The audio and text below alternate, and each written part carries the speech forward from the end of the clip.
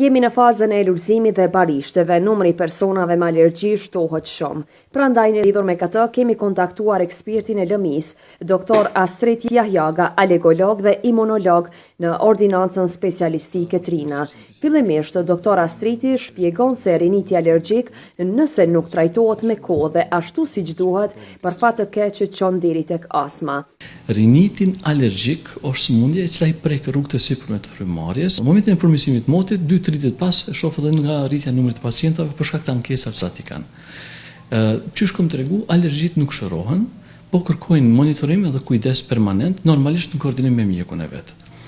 Sa më shumë që ruhesh, domethënë është më mirë për pacientin edhe është edhe më lehtë për neve menaxhimin. Sa më shumë që është pacienti i informuar. Edhe këshillum lidhje me alergjitë dhe problemet e veta, është më lehtë edhe për pacient, po edhe për neve si mjek, që mos marr situata me të ne komplikim që mundet me na ndodh, domethënë. Janë simptomet nga rrugët e sipërme të frymëmarrjes. Bile ne kemi një shprehje në alergologji që i thojmë përshëndetje alergologjike, që në këtë mënyrë, domethënë pacientët automatikisht preken rrugët e sipërme tu përfshi hunda. Hunda është organi primar, funksioni kryesor i hundës është përfrymëmarrje, ku ajri filtrohet, nxehet sinus dhe shkan rrugët e poshtme. Automatikisht ky është organi i parë i cili preket prej alergjive.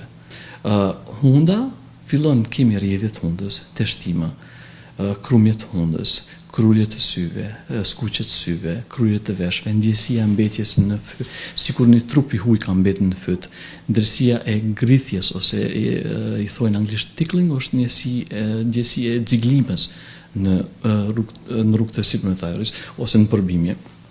Ka raste kur pacientat mendojnë që është edhe prej disa pemëve që ati pengojnë, po jo, realisht ndodhet te pacientat që janë alergjik në disa lloje të barishteve, atëherë edhe kur i hajnë disa pemë reagojnë, por realisht problemi kryesor primar është te barishtet që kanë probleme. Por ajo që duhet të dihet është fakti se alergjia është trashëguese, kurse periudhat e alergjisë ndahen në kohë nga pranvera e hershme apo koha drunjeve, pastaj ajo e barishteve, e shkurrave dhe pluhurit të shtëpisë, tregon doktor Astriti. Sezona gjithmonë fillon me druj, pasohet me barishte, e kemi gjithmonë për llogaritet pranverë kemi drujt, verës llogaritet barishtet, po tash për zonës gjeografike tonën tash ndron pak, po prapë edhe herë po them për fillimit, pranverës i kemi drujt, verës i kemi barishtet, vjeshtës i kemi shkurret, po në fund vjeshtët fillojnë veç akarienet, edhe dande dimrit i kemi pluhurin e shtëpisë ose myshkun ose sporet të ndryshme. Alergjik mund shkaktohet prej të gjitha këtyre që thamë më herët, se zakonisht ky është riniti alergjik shkaktohet prej të gjithëve që i përmendëm, si prej drujve ose barishteve ose prej pluhurit të shtëpisë. Të gjitha shkaktojnë rinitin alergjik. Vetëm mbaret në cilën sezon i kemi problemin të rinitit. Në bazë asaj edhe identifikojmë. Po mjeku i cili e këshillon pacientin mandej tregon dhe bën programin e trajtimit të pacientit për rastin e tij adekuat edhe për situatën që gjendemi, domethënë. Konkretisht ne po fokusohemi në barishtet e ulta.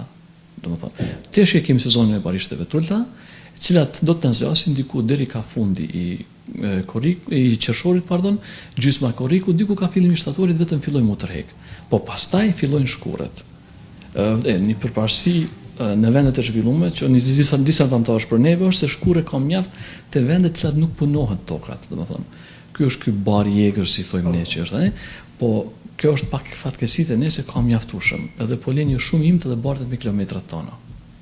Domethënë duke filluar gjithmonë preferohet para se të fillojë sezona për pacientët që janë prekur me lloj të caktuar të alergjive, para se të fillojë sezona duhet vizitohen te mjeku i vet, të marrin terapinë adekuate. Terapia gjithmonë preferohet të mbahet gjithmonë në koordinim me mjekun. Domethënë edhe asnjëherë nuk ndërprehet terapia pa konsultim me mjekun.